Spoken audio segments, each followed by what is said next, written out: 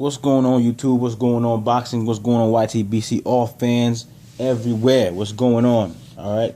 I'm back. I'm trying to make videos now because I'm no longer busy with other things that I've been taking care of. You know, a man got to work, got to do other things he got to do.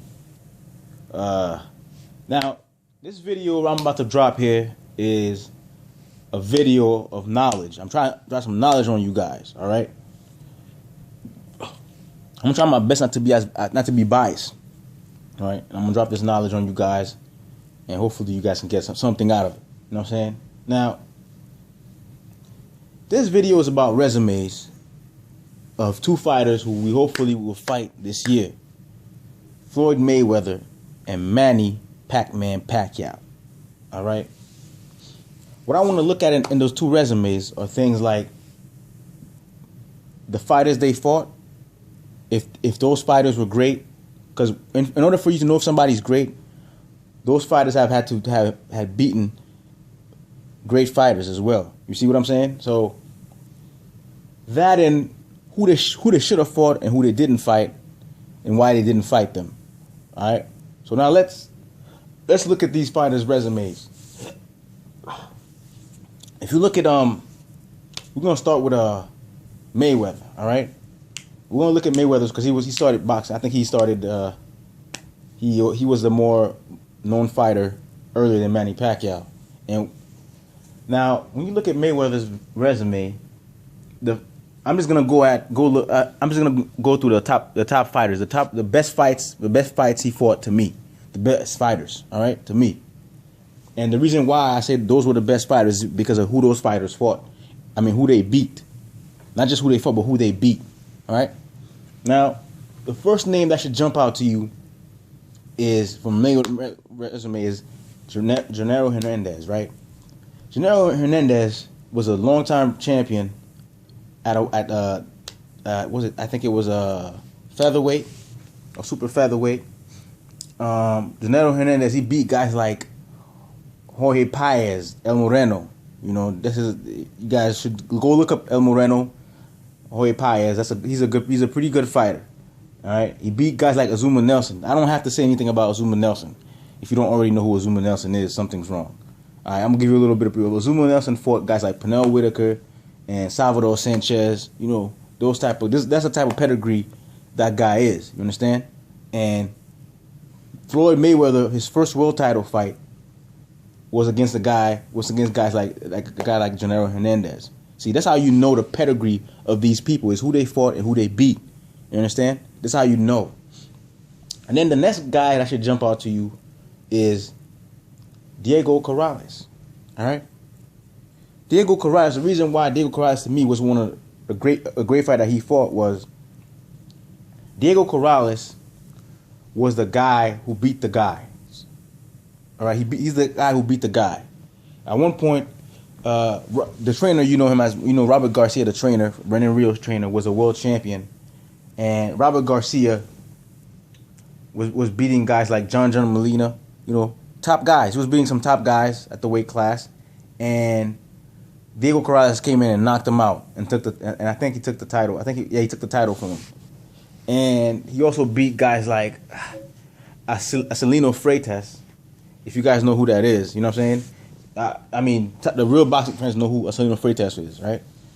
Acelino Freitas was the guy who held the WBO title, I think, at super featherweight. He held the WBO title with 12 defenses at that title, in the WBA title. He held those titles for like 4 years, and nobody wanted to fight this man. All right, and Diego Corrales is the one who stepped up and beat him. All right, he beat guys like Casamayor, who also beat Robert Garcia and Nate Campbell, guys like that, and he beat. Of course, we know about the Castillo wins. 1, 7, 8. Man, Mr. Freaking Smart TV is a freaking annoying. 2, 9. All right. Anyways, man. Yeah, he beat guys like Castillo, who also beat guys like Paez, like I told you, El Moreno, Stevie Johnson, which was like the upset of the year. That was for a title. You know, go look up Stevie Johnson. You know what I'm saying? Castillo beat guys like that. You know what I'm saying? So, also, Mayweather also beat Castillo. Castillo was the number one guy at the lightweight at the time. You know, was a ruling that weight class. So was and Diego Corrales was also the number one guy at super featherweight. People were also saying that he drained Corrales, which is not true. They were both fighting at the same weight class. Diego Corrales was fighting super featherweight, so was Floyd. Diego Corrales, his fight before that was at super featherweight. He had fought like 5 fights before that at super featherweight. And then after he fought Mayweather, he went on to fight another like 3-4 fights at super featherweight. So he wasn't coming down on no weight to fight the man. All right. So go look it up. If I'm lying, go look it up. Go your Google. Do your thing, and you'll see if I'm lying. All right. And yeah, pretty much to me, those are the like 3 great fighters that he fought. Like these guys fought the guys and beat the guys who were the guys. All right. To me. All right. At the time that they were fighting. All right. And when I look at Manny Pacquiao's resume, all right, to be honest with you, it's kind of hard because, man, it's hard to pick a guy who's great at the time, at those weight classes that he fought them. You know, I would like to say Miguel Cotto at the time. That would probably be his best win, his greatest win. They fought a great. People will come in and say, oh, he fought Morales, he fought Barrera. He fought David Diaz. But let me ask you this. From 2001 to 2006, did you know that Barrera, Morales, and Marquez were in the same weight classes, the same vicinity as guys like Corrales, Castillo, Acelino Freitas, all right, Casamayor? They were all in around the same weight classes, and Mayweather was around that weight class too, around those times. Did you know that? Well, the thing is, to me, is you will notice that guys like Barrera and guys like Barrera and what's his name, Morales, they never tried to fight those top guys at those weight classes. They never did. Those were the top guys. Acelino Freitas really ruled that division. They never even tried. Did you know that after Freitas left and vacated his title, that's when Barrera and Morales and them, Marquez, went and fought for those vacant titles? They never called those guys out. The only wins that Barrera had on his record that you might think was something, you might say was Hamed, not Prince Nassim. But who did Prince Nassim beat? He fought a bunch of guys over there in England, and you might say Kelly, but Kelly was just a B class fighter, like a contender, and he beat Kelly. And who else did he beat? Go look it up. Go look it up. Go do the research. Pop your YouTube, pop your Google, look it up, and you'll see what I'm talking about. Those guys have no names under their belts, no real champions under their belts. The only thing is Barrera and Morales. Morales was the only one that stepped up, and he fought Zahir Rahim, and he got his butt kicked. And did you know Freitas beat the shit out of Zahir Rahim? Did you know that? That's Acelino Freitas, the guy who held the title, who had 12 defenses that Corrales beat. Did you know that? Not only that, Morales and Barrera and Marquez, those guys, like, they fought each other. So they weren't fighting top guys. They never fought the top guys. They fought each other. They had good fights, great fights. All right? Those fights were exciting fights. Just like Arturo Gatti had fights with them, Ward. Doesn't mean Arturo and Ward were top 10 guys. They had great fights with each other. That's all this was, man. That's all this was. They fought each other. They never fought the top guys. So that's why I can't consider them these guys great fighters. A great fighter is who you beat. So if Manny Pacquiao beat those guys, how does that make him great? You see, that doesn't make him great because of beating these guys. To me, what makes Pacquiao great to me, is his style of fighting. His, I don't know if it's, 8 world division, coming up to the weight classes. That's something that makes him great.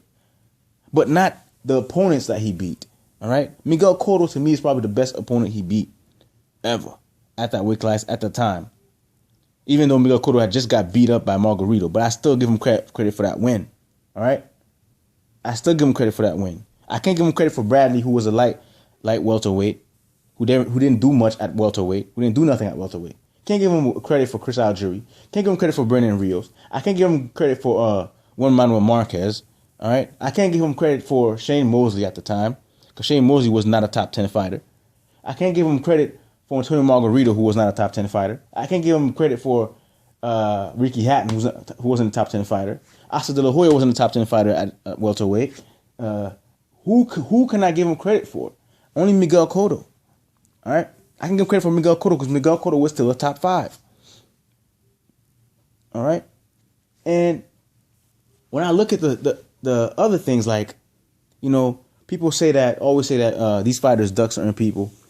Like, they'll say Floyd ducked Margarito. And I always ask myself, because, you know, back in those days when you watch the fights, I watched because most people they stopped watching the lower weight classes after the 80s. All right, because when the 90s hit, the heavyweights came back again, so they went back to watching Mike Tyson and all that. So most people missed out on the lightweight class in the 90s and early 2000s. So Margarito, if you guys knew this, Margarito was fighting at welterweight already back in like early 2000s or late 90s. You guys know that. Floyd was still at a lightweight or super featherweight, I think. You know, that's a lot of weight classes above. And Margarito wasn't fighting anybody. And I think the only fight he fought, he won a vacant WBO belt from fighting some bum. And he tried to go up in light middleweight to fight some guy. Forgot the guy's name, but the guy had already had a fight with him, and the guy had a no contest. And the guy beat him. He came back down, fought Kermit Cintron, who was a nobody at the time. Kermit Cintron was nobody at the time. He had no big name that he beat on his record. Go look it up. All right. Then in 2006, I think in 2006, what's his name? 2006, Floyd just came up and fought. Just came to welterweight. This first fight welterweight, he fought Zab Judah, I think, for title. He got a title from Zab Judah, and then fought Baldomir and got 3 more titles. And then 2006, right after he fought Baldomir, that's when you see the whole Margarito thing started being talked about. But Floyd was already trying to make a fight with Asa De La Hoya for the next year, you know. And Margarito didn't fight anybody. He didn't fight nobody. Like, he didn't fight anyone. Like, the only person Margarito fought, I think, was Joshua Clottey before he got beat up by Paul Williams. And Joshua Clottey was a nobody back then either. They didn't have nobody on their belts. None of them were top 10 fighters. None of them. And Margarito had a lot of hype on him. That's why you notice that he won a vacant WBO title. Go look at Pacquiao. He won also. Well, here's like this. The dude didn't fight nobody. When he got to Paul Williams, he got beat and went back down. Then he came back and beat Cintron. The only time Margarito fought somebody great was when he fought Miguel Cotto. All right. Once he beat Miguel Cotto, he became that guy. All right. But by then, Floyd was already gone from the sport and was taking his little hiatus, which I don't think he should have did. My only problem with Floyd Mayweather is that once Miguel Cotto had beaten Shane Mosley, Zab Judah and Shane Mosley, back in 2007, was it? I think he should have went and fought Miguel Cotto in 2008, the next year. But Floyd left the sport. That's my own. I think he should have did that. You know, you could call it what you want, ducking, whatever, but I think he should have did that. And once Margarito beat Miguel Cotto in 2008, Margarito became that guy. All right, that's the only great fighter he had on his record.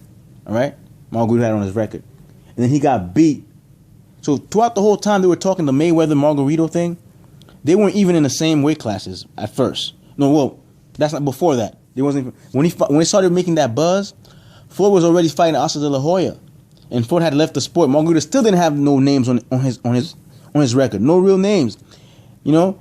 The only competition he went up and fight was Paul Williams, and he got beat. And then after Floyd left, then he got a name on his record. All right, and then you got Shane Mosley came right behind that and knocked him out and exposed him with all that other stuff. That's something different. That's a whole nother story.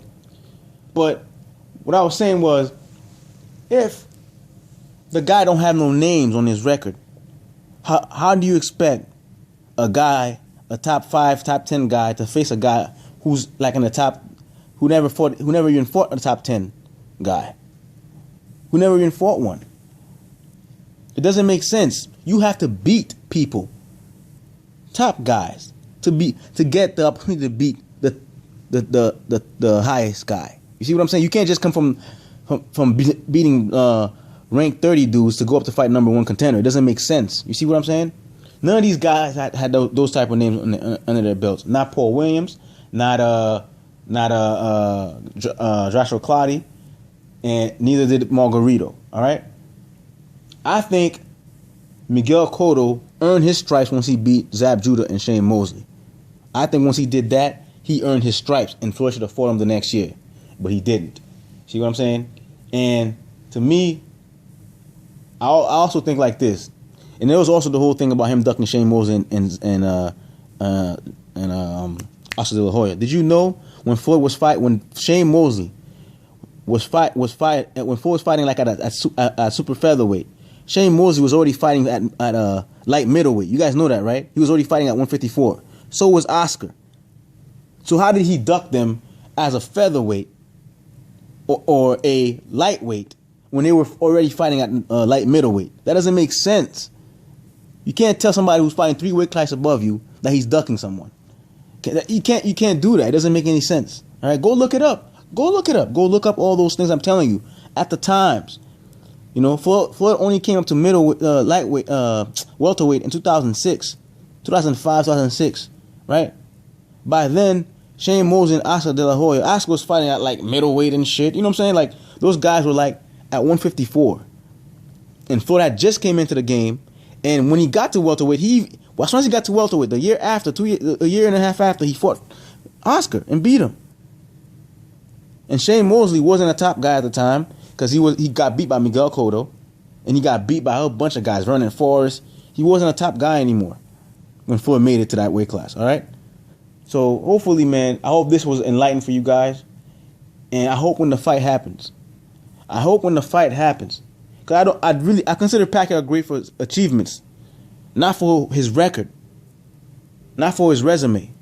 I hope when the fight happens that those of you who are claiming that Pacquiao is so great because of who he beat and all that, which I don't think are any great guys that he beat, all right? Most of the guys he beat had vacant titles. You know what I'm saying? Throughout their career, they got vacant titles and beat bums, people that never beat anybody. So I hope that when this fight happens, if Floyd beats Manny Pacquiao, just the same way you're saying that he's so great, I hope you acknowledge that Floyd is great for beating him. Because I'm not gonna consider that to making him great. If he beats Manny Pacquiao, I'm not gonna say that makes him great. Okay, that's not what makes him great. All right, what makes him great is those previous fights I just told you about. Understand? Those are what make him great. Because he fought guys who beat guys who were the guys. You see what I'm saying? Now you can hate what I'm saying right now out of emotion and get mad and all that. But if you think I'm wrong, if I'm wrong, go do your Google thing, go do your YouTube thing, come back here and show me where I'm wrong. Because other than that, all you're saying to me is emotions and how butthurt you are. So if you want to show me, if you want to prove me wrong, go ahead and bring the facts. Show me. Send me the links. Show me the videos. Show me where the records is shown. All right? But anyways, I just want to give out some information for some of you who probably weren't watching the sport at the time, all right? Because I noticed like a lot of you weren't watching the sport. You weren't, because you didn't know who was in what weight class at the time. Saying people ducked who wasn't fighting anybody. So you didn't know. You don't know because you weren't there. You weren't reading the magazines. You weren't going around on when the internet first was really buzzing back in the early 2000s, going around looking for boxing stuff. You weren't watching the sport, all right? So let me know what you think. Tell me if I'm wrong, and let me know why you think these fighters are great. What makes them great? Floyd Mayweather, Manny Pacquiao. What do you think makes them great? What's your opinion? You know what I'm saying? What's your opinion? Anyways, you guys all take it easy. Be blessed. Peace. I'm out.